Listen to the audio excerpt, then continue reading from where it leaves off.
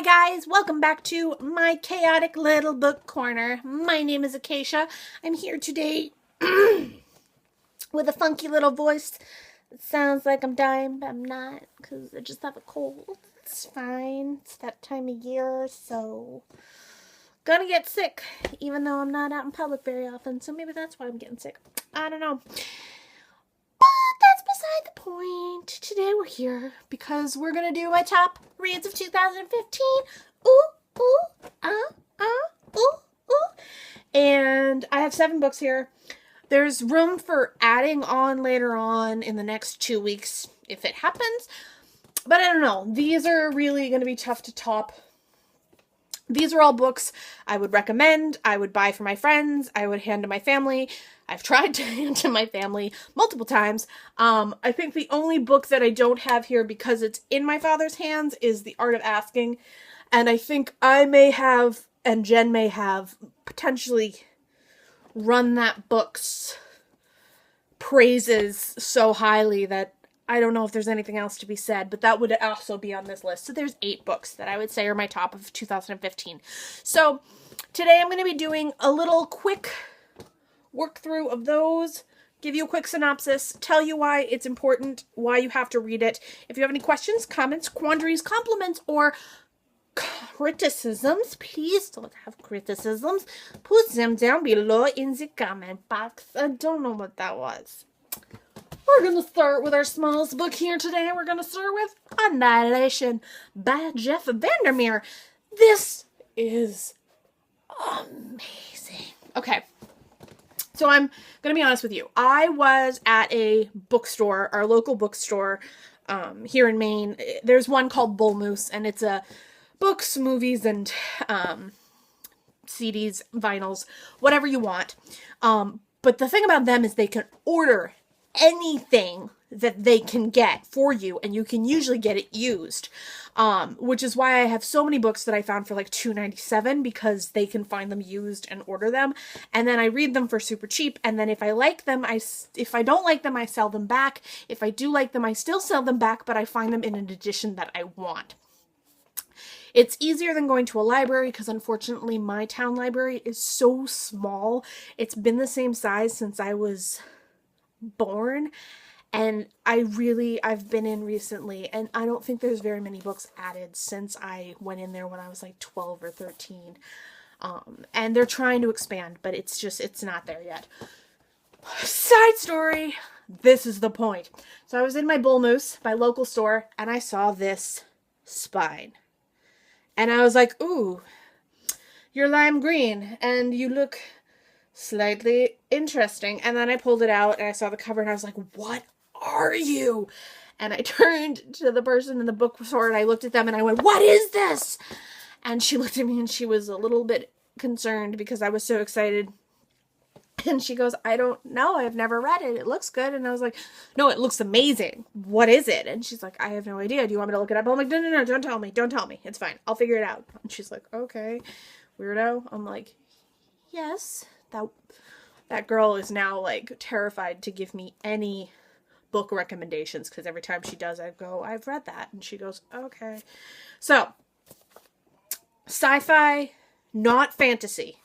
Sci-fi, government conspiracy, crazy secrets, weird happenings, disappearances, and dark, weird occurrences in a environment that's not supposed to exist.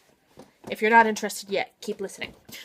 Area X is the area that these people are sent into. There have been so far, I believe, 12 different groups sent in. This is the 12th expedition to be sent in.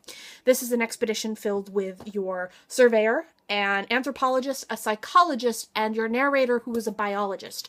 The biologist is the only one who has offered her services to go in and look at Area X because her husband went into Area X, and when one day she came downstairs to find him drinking milk after no idea where he was or anything like that and assuming him dead, she found him drinking milk in the living room out of the carton, and then the next day the government came and took him away. So she wants to know what's going on.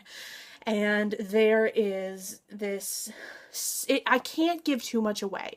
I can tell you that in the very beginning, you realize that the area that they're all in is not supposed to exist according to the government.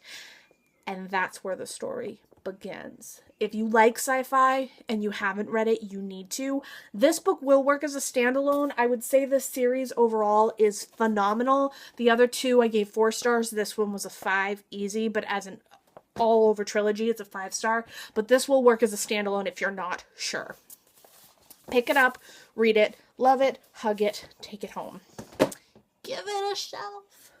All right, this one is just a simple one, and honestly, I read this on Halloween, and it was Coraline by Neil Gaiman. Read it, loved it, obsessed over it. If you haven't read Coraline, don't watch the movie. It's not the same thing at all. I was so angry when I finally watched the movie, and it was not the same thing at all. It was not as creepy and not as crawly, and you didn't feel like, ooh, this is just weird. Coraline is a young girl. She lives in a house with her parents, and they don't pay her as much attention as she would like. She finds a hidden door in their house and climbs through it and finds her other mother and her other father, and slowly but surely things start to get weirder and weirder, and Neil Gaiman just wraps you up in this little world of creepy, crawly cats, black cats, strange happenings, weird mice, and it's a wonderful story. I do recommend reading it around Halloween. I think that helped. Curling up the night before Halloween with this book and then reading it straight through until and then Halloween night also reading it. Not again, but finishing it. It really helped. But the movie does not do it justice. If you watch the movie and were okay with it, read the book. If you watched the movie and didn't like it, read the book. If you watched the movie and loved the movie, why are you not reading this book? That is my question. Alice by Christina Henry. Okay, this is my number 1 read of 2015. Hands down, done, finished, over. All right. Here is the facts. Go into this, don't expect it to be Alice. Just like Alice in Wonderland, flat out, done. Don't expect that. The sequel to it will be coming out on the 12th of, I believe, June in America, and I think in 209 days in the UK. I already have it on pre-order. So this... The back of the novel says a lot about it, but go into this with a mind of trigger warnings, first of all. Second of all, some characters that you love are gonna get twisted and weirder and darker. And so when you first meet Alice, she is locked in an insane asylum, and you find out little by little why she's in the insane asylum. And she is sitting next to a young man who has been having visions of the Jabberwocky, and the two of them begin to communicate until one night there is a fire in the asylum and the two of them escape, but so does the Jabberwocky. Now, neither she nor this gentleman living near her know why they're in the asylum or remember their past, so they now must travel through the depths and underworld-ish. It's kind of an underworldy, wonderlandy, poor side of London kind of feel. It's an old town. It's this dark, dark world that's designed with all these different characters. And if you like books where you kind of have different zones and there's different groups of... I can't explain it to you without ruining it to you. But you need to go into it understanding that this book, you have to finish it. If you don't finish it, you won't understand the brilliance of it. A lot of people were baffled and kind of unhappy with it just because they didn't feel like it took Alice in Wonderland and brought it to this level.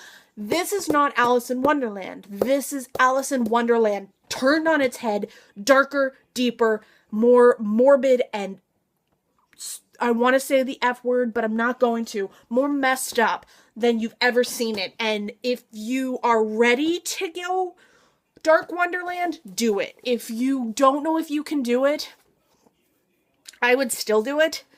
I loved it, and I will read it again before the sequel comes out so that I'm ready. Buy it. Blue Girl, I recently just talked about in my wrap-up, 5 stars, wonderful. I gave a little blurb about it there. I'll actually link that down below. It was my mid-December wrap-up. Wonderful, loved it, family information, beautiful, fabulous. Buy it, read it, goodness. Only Ever Yours by Louise O'Neill. I will be reading Asking for it soon. I've picked it up. I started, trigger warnings. I put it down. It's going to take me a while to get through that one. This one, on the other hand, same concept. Took me a while to get through it. Beautiful writing, though. Absolutely stunning. Phenomenal concept. The idea of this dystopian world where these women are either one of 3 things. They're either a wife, a concubine, or a teacher. That's kind of simplifying it, but that's what they're being raised to be. You're either a wife, a concubine, or a teacher. You have no value as a female. Your name is in lowercase letters.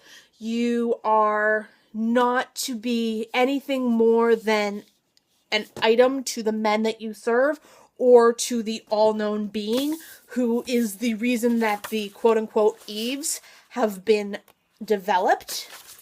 And in the beginning, man created the new woman, the Eves. And this is the original father's words. Read it. It's wonderful. I can't say enough good things about it. If you like The Handmaid's Tale, you will like this as well. I've heard a couple people compare it to that and get offended, and then I've heard a couple people compare it to that and love it. I am on the love it side. I also found that the story itself felt very familiar to me in terms of the idea of females bullying each other rather than supporting each other, and rather than helping each other get better in life, they make each other worse and really pull each other down. Furiously happy. I love this book so much. I read this in 3 days, maybe a day. I don't really remember. I have trouble with time. Jenny Lawson. Well done, Jenny. Well done. This is an amazing book. This is beautiful. This is wonderful. If you know nothing about mental illness, read it. If you have questions about mental illness, read it. If you don't know whether or not you want to know about mental illness, read it. It's a really good way to take mental illness and turn it into something a little more funny. It's an easy, accessible way to kind of talk about mental illness without making it feel stressful or anxious. There are some parts in here where she gets a little more emotional in terms of writing messages to her reader who has mental illness and struggles with her. I've actually taken one very strong concept from this book and I've now applied it to myself. My therapist now knows about it and my mother now knows about it, and it's the spoon analogy. You're given so many spoons in the beginning of the day and that's how much energy you have. I usually on a given day, a normal person with no mental illness probably has 2,000 spoons. So they get up, that's 1 spoon. They take a shower, that's 1 spoon. They get breakfast, that's 1 spoon. On a given day, sometimes I only have 10 spoons and I have to pick wisely what I have and what I do. And usually my 10 spoons go straight into reading, and I'm totally fine with that. But she did an amazing job, amazing work. Jenny, if I could ever meet you, I would be such a happy, blessed person. You will never probably see this, but if you do, thank you for all you did. Thank you for writing this. Thank you for understanding us and myself, and thank you for making me feel not alone. Read it. And finally, last but not least, The Gracekeepers by Kirsty Logan, and cover love, and a good map. It's so beautiful, and I'm not gonna lie, I bought this in the American edition, and I paid like $24 for it in hardcover, and I loved it, but I wanted this edition from the beginning, so I went out and bought this, and now I've sent the American edition onward to my best friend in LA. I do love this book. I myself am not, well, I can't say I'm not gay, lesbian, straight, or other. I can't because of my disorder. Weirdly enough, I have alters inside of me that are lesbian or gay. Which means I have male and female parts inside of me. I also have an asexual part of me. So it's very weird. And whenever I hear the LGBTQ conversation, it's very interesting, and it takes a lot out of me, and it means so much to me. And today I was watching a context where someone was talking about how J.K. Rowling talked about how Dumbledore was gay after the fact, and bravo J.K. Rowling for writing that your character was gay, but at the same time, never actually outrightly giving Dumbledore a relationship was... I'll link the video I'm referencing down below. They explain it so much better than I ever could, but it made a lot of sense to me in that Dumbledore should have been allowed to be gay, not just told after the fact that he was gay. This book, what I loved is there is a relationship in here that is LGBTQ, but it doesn't take the whole story and turn it into a statement, but it does. You love the characters, you love the relationship that's going on that is LGBTQ, but you don't focus on it, and you don't feel like you're being put into this situation where it's all you're reading. It just feels like it's part of the person. Kind of like my mental illness is just part of me. It's not who I am. I personally feel like being gay, lesbian, transsexual, anything like that doesn't define you, but it's part of you. If you want it to define you, by all means, please let it define you, and scream it from the rooftops and praise yourself and praise everybody around you for accepting you.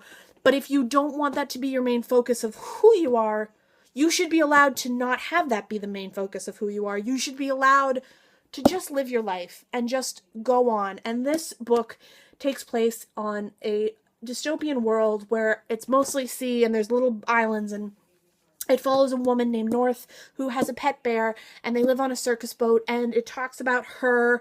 And I will admit there is a really weird factor in here where there's kind of a, I don't want to say like mythological rape, but like there's like a weird rapey, I don't know, like the ocean raped her or something. I don't know. And I never thought I would say this, but it's done beautifully. That sounds so terrible. But I'm not giving this justice, and I'm ranting and I'm rambling, and I'm gonna just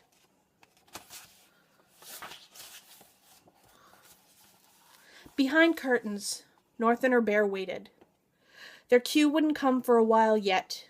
The air back here was still, chilly, though the smell of sweet and soil was getting stronger.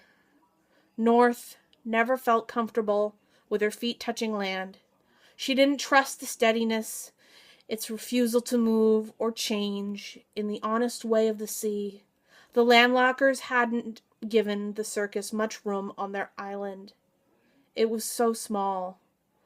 Northwest, not a capital, and behind curtains was a narrow space. It reads like a poem. It reads like a lyric. It's beautiful. It's meaningful. It's important. Everyone should read this. Everyone should understand this.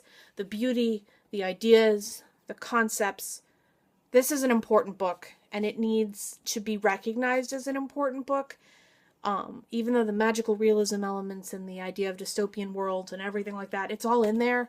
But what this book shows for emotion and human kindness and goodness is important. And what humans are capable of, it's important. And it's not going to go away just because the world changes or ends. You actually need to keep focusing on what's going to come. And I don't think we're going to ever learn anything if we don't look at the history of where this sort of stuff starts. We have to look forward but we also have to look behind us. And this takes a little bit of behind and turns it into forward, and it becomes a beautiful mixture, symphony of words. And now that I've ranted and rambled and sounded slightly insane, probably, I'm going to let you guys digest whatever just came out of my mouth. I'm so happy you guys are here. Please subscribe down below. Give my Chaotic Little Book Corner more family members. We're growing slowly but surely, and I'm always so grateful to my subscribers, to the people supporting me, to all the booktubers out there who have given me any support at all. Thank you. You're wonderful. I cannot wait to continue this channel, and I cannot wait to start 2016 as strongly as I possibly can. I will be getting a new bookshelf around Christmas time, and when that happens, I will do a full bookshelf tour of all the books I own. So that is to come. I'm going to be doing a video of authors that I want to read in 2016. That is to come. Down below, if you have any requests, please give them. I want to do what you want to see. I want to interact, and I want to be a part of this community. Thank you so much for all you do. My name is Acacia. This is the Chaotic Little Book Corner, and I'm going to see you next time. Bye, guys.